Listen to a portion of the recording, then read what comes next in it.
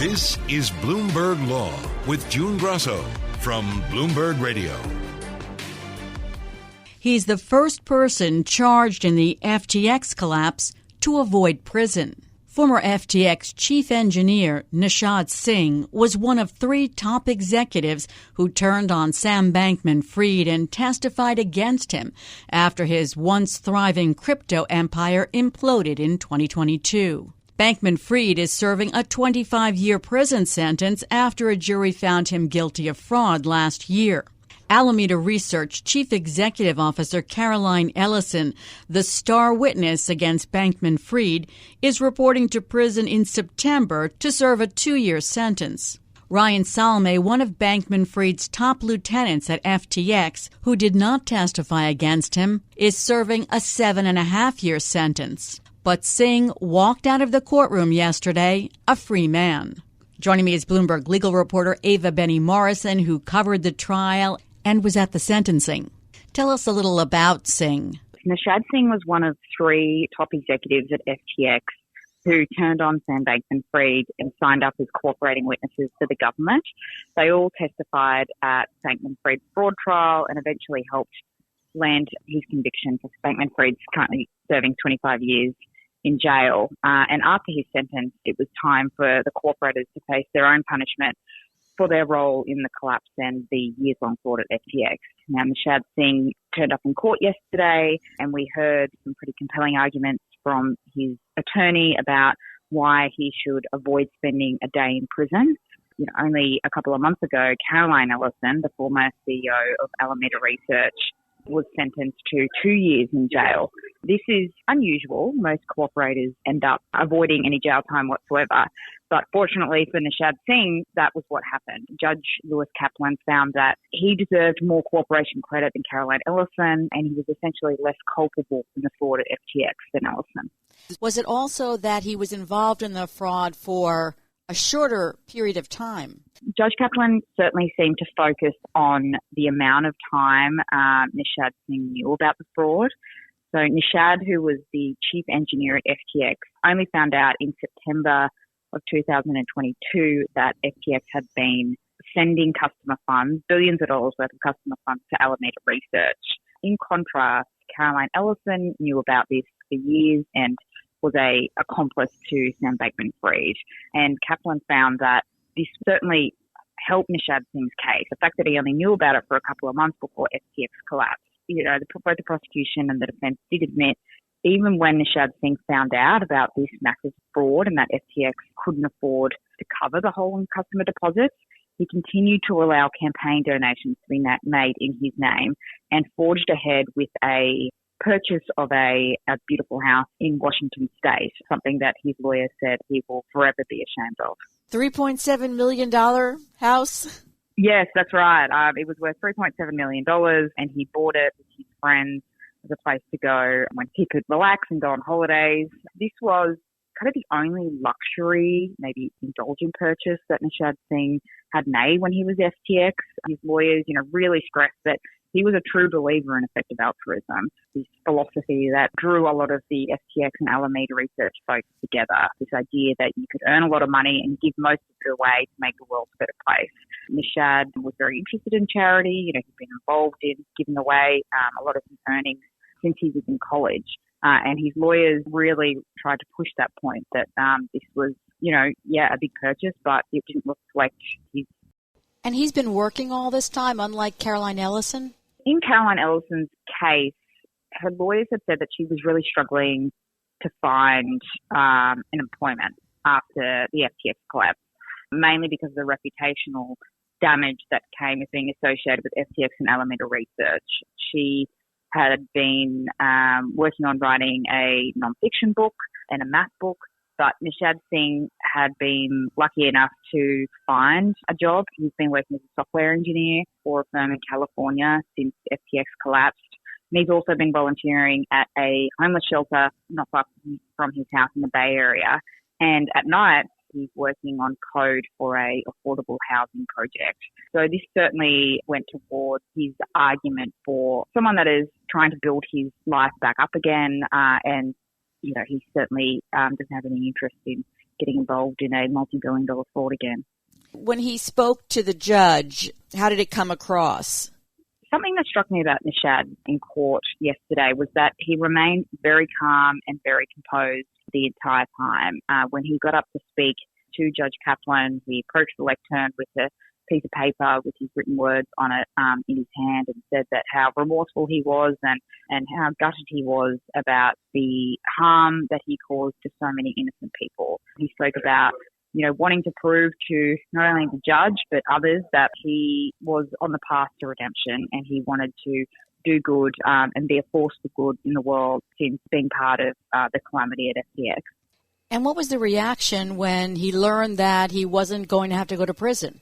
I think that the big question mark was whether Judge Kaplan was going to send Nishad to prison or save him from that, especially after the 2-year sentence that he handed to Caroline Ellison. So when he got to the pointy end of delivering his judgment, Nishad was standing between his two lawyers and Judge Kaplan said, I order you to report to the Attorney General of the United States for time served. And at that point, Shad Singh barely reacted. There was a very faint smile that came across his face, while his family, of which there were many, seated in the public gallery behind him, all gasped. His fiancée, Claire, put her hand over her mouth. His mother kissed his fiancée on the cheek and they held hands, and you could see how emotional that they were. They were crying, but you could just sense the kind of utter relief that rippled across the courtroom. What seemed a little unusual is that the judge addressed Singh's parents and said, I don't see anything you did wrong. Tell us what led to that. That's right. As part of Singh's sentencing, his parents, along with his brother and other friends and former colleagues at FTX, submitted letters in support of him. And his parents' letters were pretty heartbreaking. They spoke about raising their son as best as they could, spoke about how intelligent and talented he was, and then discovering that he had been caught up in this fraud at FTX. And there were some pretty harrowing parts in there about the impact that the FTX collapse had on Nishad and how he had contemplated suicide in the weeks and months after FTX. His parents spoke about the impact on his mental health. And Nishad's lawyer actually made a point of saying, every time Nishad flew over from California to New York to meet with us at our offices, his father was there in the conference room sitting across from him, or his younger brother was there. So he had the unwavering support of his family. And that was very clear from the amount of people that turned up in the court yesterday. And the judge addressed that at the end of his sentence after he told Nishad that he wouldn't have to serve a day in jail. And he said, I'd like to just address Singh's parents on a personal note. And he said, there is nothing I can see that you did wrong. And then he walked out of the courtroom. And I think that was quite an emotional moment in the courtroom, especially for Nishad's parents. You could see that they were, I think, quite receptive to what he said and almost grateful, because you can imagine the impact this has had on his family. So this case is over. What's the next sentencing? Is it the final sentencing in this case? Yes, we've got one final sentencing hearing left in this FTX saga, and that is of Gary Wang. Gary Wang was the co-founder at FTX. He helped build the exchange with Sam Bankman-Fried. He became the chief technology officer, and he was also a cooperating witness and gave testimony at Sam's trial. He's due to be sentenced at the end of November. So it'll be interesting to see where Judge Kaplan puts him on the culpability scale, because he knew about the fraud at FTX and Alameda Research a little bit earlier than Nishad Singh did, but from the evidence that we heard at trial, he wasn't as deeply involved as Caroline Ellison was. And of course, we should mention that Sam Bankman-Fried is appealing his conviction. Thanks so much, Ava. That's Bloomberg legal reporter Ava Benny-Morrison. Coming up next on the Bloomberg Law Show, the crypto industry is using a Texas legal strategy to dial up its attacks on the SEC.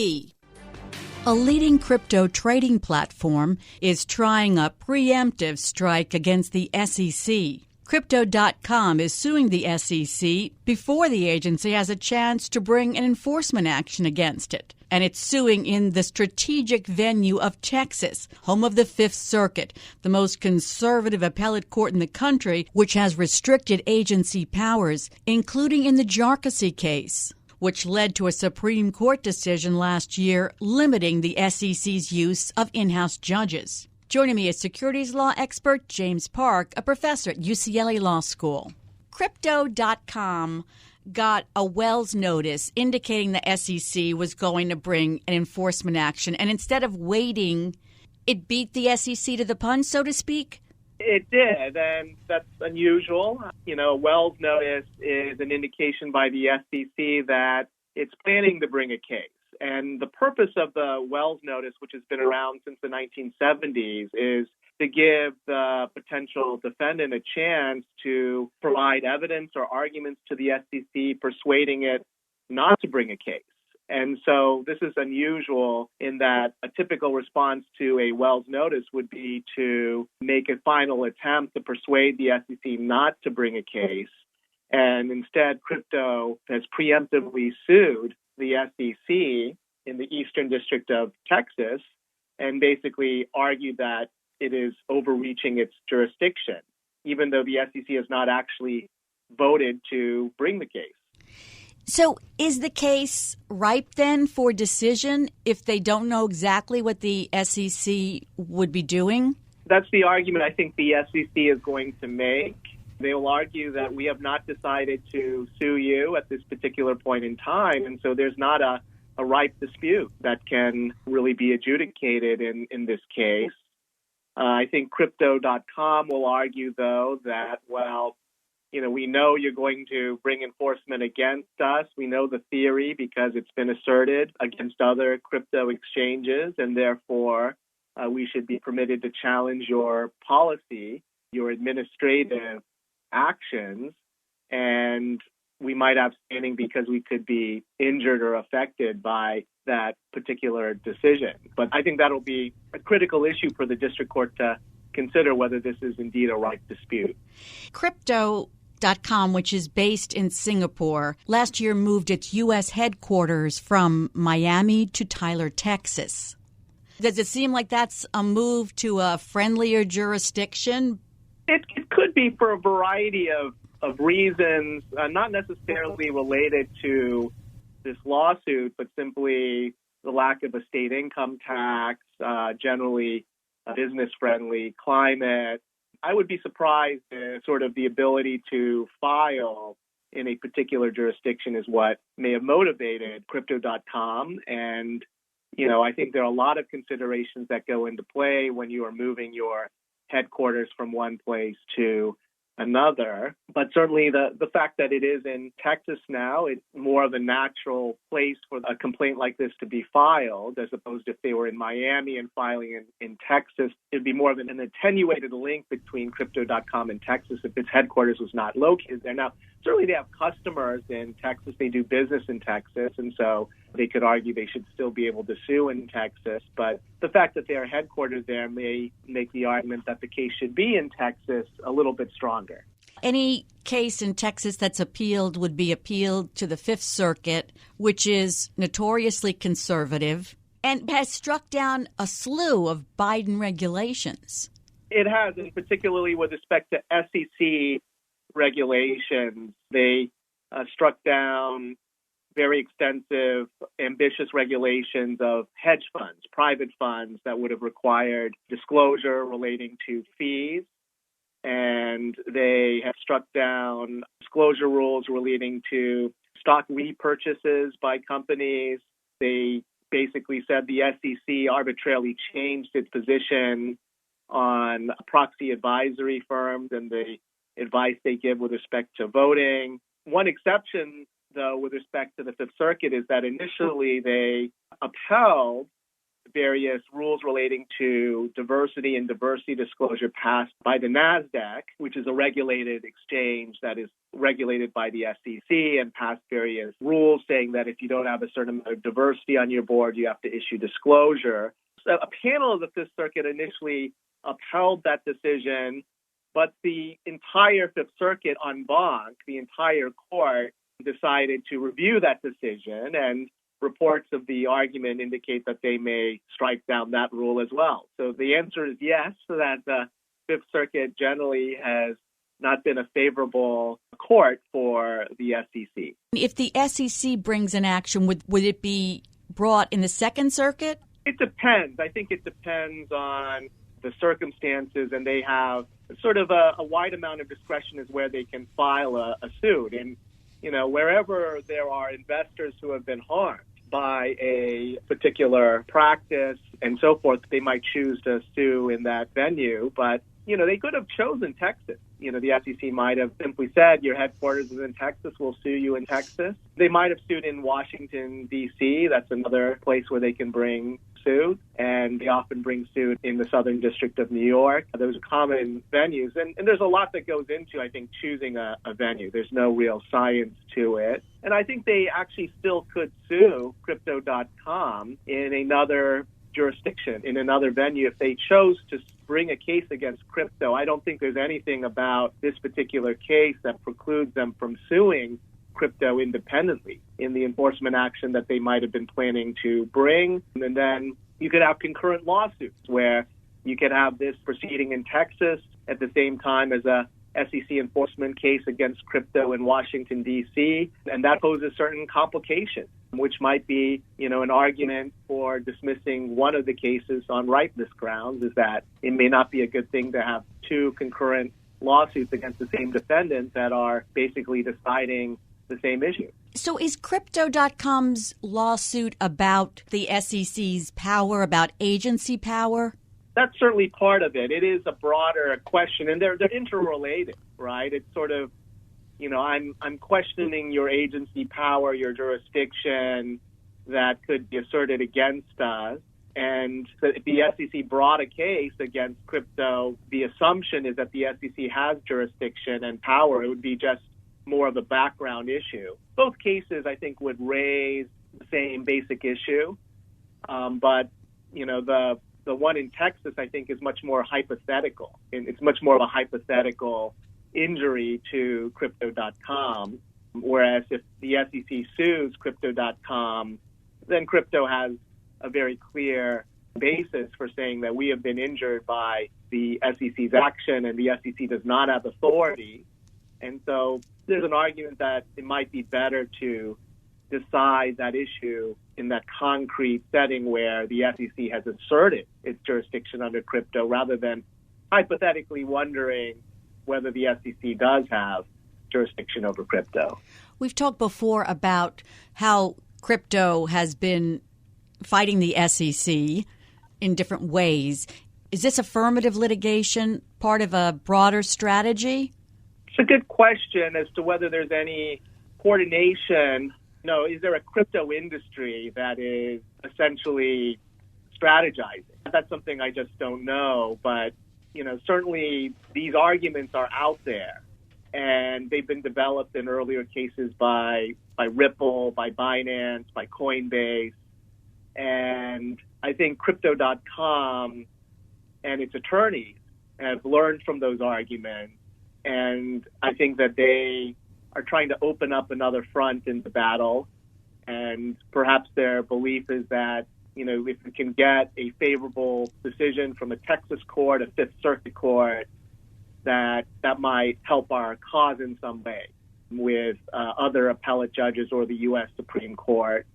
And so I think that, even if there is not coordination among various members of the industry, there is just a concerted industry argument that is being asserted in different venues and jurisdictions that, may ultimately be decided by the U.S. Supreme Court. And having a variety of judges weigh in could be helpful to the crypto industry if you're getting more favorable rulings that are skeptical of the SEC's jurisdiction over crypto assets. Now, there's also a risk, though, to a strategy where you're bringing multiple cases, is that some of those cases may go against you and so forth. I also think there's a PR aspect to this as well, where, we're filing a high-profile action against the SEC. Let's create this narrative that, the SEC is abusing its authority and that a lot of folks are angry about and are, basically it's coming up again and again, right? I think, the Coinbase and Binance cases are not really in the news as much. So hey, let's bring this preemptive action and keep this in the public discourse, to put pressure on the SEC, and also to keep the issue alive as we lobby for more favorable regulation. We're certainly paying attention to it. So in September, a judge in Texas dismissed a case brought by a crypto company, and he found that a Wells notice and subsequent suit from the SEC weren't final actions and that the case was therefore premature. But this is being assigned to Judge Jeremy Kernodle, who ruled in July to freeze rulemaking by the Labor Department. I mean, he wouldn't have to follow the other judge's determination, right? That's true. It's not binding. It's a district court decision, so it's not binding on another district court. The reasoning could be influential, though, and it's certainly something I'm sure that the judge will look at very closely. You know, there may be some differences between Crypto.com's case and the prior case, and you know, I read something very quickly about that prior case by, I think, consensus. And I think in that case, it was very clear at some point that the SEC would not bring an action. And so maybe that's the way you would distinguish the Crypto.com case, in that I'm fairly certain that the SEC will bring an action against Crypto.com. It's a very similar fact pattern as Binance and Coinbase. And so Crypto.com will say, sure, they haven't decided to bring a suit against us, but given our knowledge of their past enforcement activity, it's very unlikely that they will not. I think that's the argument Crypto.com might try to make. What do you think of Crypto.com's tactic in general? You know, it's a very interesting move to preemptively sue before the SEC can bring an action. I think that is extremely interesting, and it's aggressive. It is certainly aggressive, and I think they are certainly trying to take advantage of a favorable venue. They may believe the SEC would never decide to file in Texas given its past experience with the Fifth Circuit, and that may very well prove to be true, but it's also unclear. The decision has not been made, and I think this is an interesting choice of litigation strategy, and we'll see how it turns out. Thanks so much, Jim. That's Professor James Park of UCLA Law School. Coming up next, Delta sues CrowdStrike. This is Bloomberg. Delta Airlines is suing cybersecurity firm CrowdStrike over the chaos caused this summer by a software update that disabled millions of computers worldwide and grounded much of the airline's passenger fleet. Delta is accusing the cybersecurity firm of gross negligence that cost the airline $500 million. CrowdStrike apologized publicly after the July 19th glitch that shut down computers running the Microsoft Windows operating system, paralyzing airports, banks, stock exchanges, and businesses around the world. But CrowdStrike says Delta is giving misinformation, doesn't understand cybersecurity, and is trying to shift the blame for its slow recovery from the outage. Joining me is an expert in cybersecurity, Dr. Ilia Kolochenko. He's a partner and cybersecurity practice lead at Platt Law and CEO of ImmuneWeb. This was a global technology outage. So isn't it obvious that CrowdStrike bears the blame? I don't think it would be fair to say that it is CrowdStrike's fault before we get all the facts. Of course, I'm not saying that CrowdStrike is completely blameless, but I'm unconvinced that we have solid matters to claim financial damages, and I believe that we need to investigate these case a little bit more, because based on CrowdStrike public announcement and the details that they disclosed about the incident, such kind of incidents may happen virtually everywhere. So it was not like, a negligence that we can reprimand, I think. What do we know so far about what caused this? So, to the best of my knowledge, it was a faulty update that was not tested as sophisticatedly as it could be. And as a result, we had many machines that were using CrowdStrike software that became unusable, inoperable for several hours at least. And actually, this caused a lot of inconvenience around the globe. Delta claims the incident could have been prevented by testing the software update on just one computer. Does that point to negligence? This will probably be the very crux of the lawsuits if we have a lawsuit not for a breach of contract but in tort. I think that it will be difficult to prove that CrowdStrike was negligent unless we get some additional materials during the discovery phase or we have any expert witnesses who will be able to testify that CrowdStrike's software testing and deployment process was below the industry acceptable standard. But I think it will be a challenge, and probably we will end up with many different experts saying, contradicting things. And at the end of the day, I think it's fair to accept that no software is perfect. And we have, regular bug fixes and updates. I'm not talking about security patches, okay, but I'm talking about, errors and bug fixes in Microsoft software, in Apple software. So this is like, commonly acceptable reality that no software is immune from small bugs and issues. So I think CrowdStrike will insist that it has been duly following all applicable processes and procedures to ensure best reasonable quality of its software and of its updates. Delta is accusing CrowdStrike of gross negligence. What would it take to prove that? So I think that gross negligence is a very high standard of proof in civil litigation, and I don't think that they will manage to prevail on this claim unless we don't know some facts that are probably known to the plaintiff. Okay?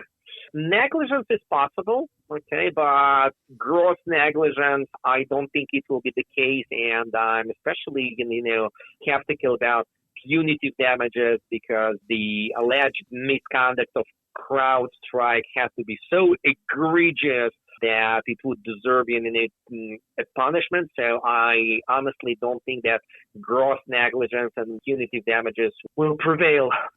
Delta attributes the scope of the outage on CrowdStrike's efforts to alter other operating systems through uncertified and untested shortcuts that damaged and impaired its clients' systems and businesses. Is that difficult to prove? I don't think it will be difficult to prove, and I think it's even a fact that was admitted by CrowdStrike, but the reality is that many security products do very similar things because they need to have full control of your machine, of your device, in order to protect it completely. There are alternative ways to do the same thing, but it's arguing whether, Android software that is an open source software is better than iOS software that is proprietary closed source software, whether it's, better to have Linux versus Microsoft. So it's an open question, and I don't think that just, based on these facts, they will be able to prove even negligence, let alone gross negligence. A CrowdStrike spokesperson said, speaking of finger pointing, Delta's claims are based on disproven misinformation, demonstrate a lack of understanding of how modern cybersecurity works, and reflect a desperate attempt to shift blame for its slow recovery away from its failure to modernize its antiquated IT infrastructure. What do you think of that response? Well, I think this is a response that I would expect.